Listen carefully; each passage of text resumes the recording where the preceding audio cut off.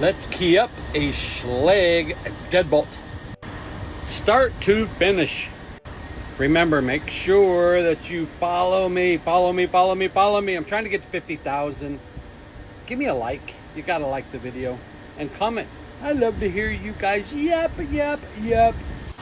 We have already pre-cut the keys, pre-punched them. So let's go ahead and throw 6 of these on a keychain. And don't be that guy that gets one of the teeth facing the other way on the keychain. Nobody likes that. Just like always, remove the cap and tailpiece. Whammo. Remove the pin. Whammo. And the spring. Whammo. Use the existing key. Let's get this plug out of here. And these are the pins we are going to replace. Here's the part that people ask me about constantly. So I have pre-cut this key. I punched it, right? So I have a number 4 cut, a number 2 cut, a number 5 cut, a number 4 cut, a number 2 cut. I just randomly pulled them out of my head. That was the number that wanted to come out that time, 42542. So that being said, we're gonna grab our plug, put our key in, and now let's go to our pin bin here and let's find what we need. Here is where all of our pins are. We go from this small to this big. So everything in between. And here I have all the different, well, not all, but a lot of different manufacturers. So let's find out what we are looking for. What was the name brand of this lock? Do you remember? Write in the comments. Do you remember? Yes, Schlage. And remember, our very first cut was a number 4. So we're going to go to our list right here. Schlage. We are doing the bottom pins, not the top. We're going to go and find a number 4, which is a 225. All of these pin bins have numbers on it. Cool thing about this setup is all of these green pins for this particular kit only are Schlage. That is a number 1 for Schlage, number 2, number 3, number 4, number 5, and so on, right? We got 6, we got 7. So we're looking for a number 4. So we got number 1, number 2, number 3 green, number 4, which is a 225, which is what our chart just told us. We're gonna grab our 225 out of here and we're gonna bring it over to here.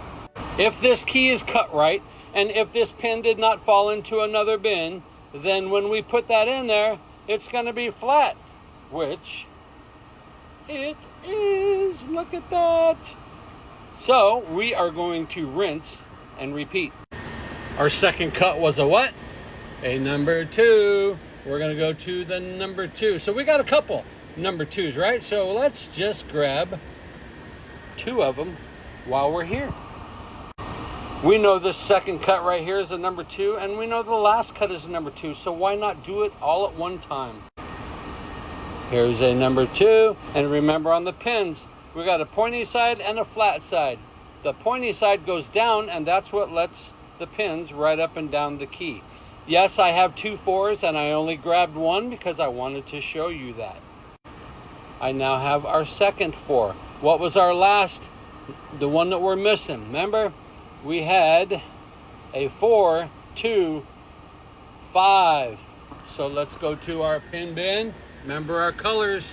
There's number 1, number 2, number 3, number 4, number 5. So sometimes, you know, pins get mixed up when I grab them. I might grab too many, they fall out. I don't worry about finding out which is where that pin went to what have you. I find all that out here. Remember, the point goes down, stick that in there. I'm gonna put the key in here. If we did everything right, this is going to be flat. Remember, this is called a shear line. It looks good.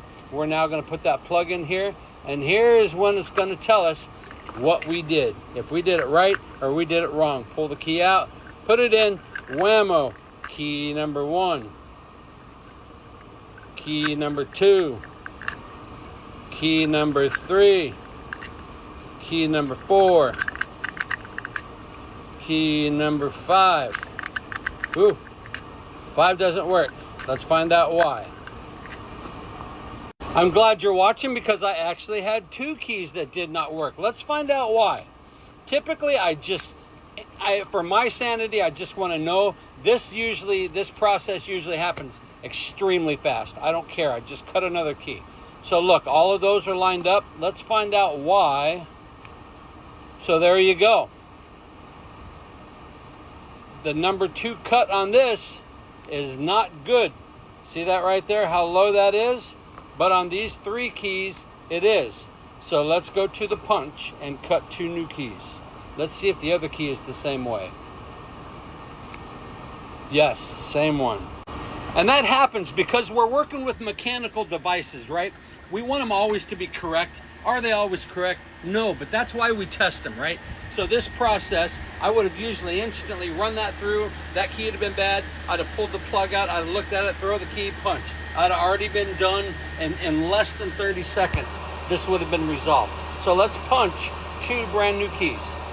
We don't know which 2 went bad, the first 2, the last 2, number 3, number 5, we don't know. So let's wipe things off. Let's reinsert the brand new blank, push it in there. We got a number 4, we got a 2, we got a 5, 4, 2. So we'll punch that out. So let's do this, second one. Again, run that all the way in. We got a 4, 2, 5, 4, 2. See, that one kind of froze up on me a little bit. Let's check this one first. So here's that key that just froze up on me in the punch. Let's run that in there first. Looks good right here.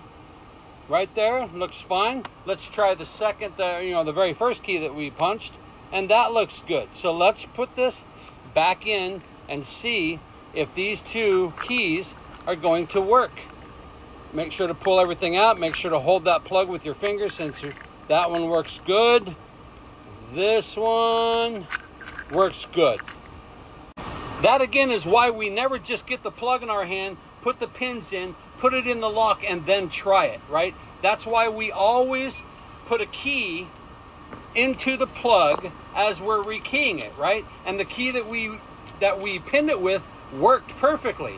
And 3 other keys worked perfectly. It just so happened 2 didn't.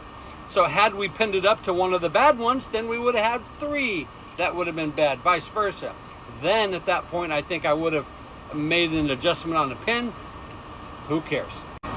At the end of the day, the price of this key blank compared to the amount of money I would lose by sitting here trying to figure out in my brain as I'm putting everything back together, and I want to visually kind of see what it is, but go through it in your brain. Remember for next time when there's an issue, pull that out of your brain and you know exactly what happened. Let's put this lock back together. Okay, I see that you haven't hit the like button in this video yet. Why not? You don't have to do nothing else. Hit the like button. Remember this tiny little spring. That bad boy is the most important. Check it out, make sure it works. Let's put our cap and tailpiece on. I tighten it down. I loosen it just maybe 1 or 2 little notches, and I then try the key to make sure it's not too loose, not too tight. And that, my friends, is start to finish on rekeying. In this case, happened to be a Schlage Deadbolt. We could have been with anybody, but again, thank you guys for watching. As always, I love it. See you next trip.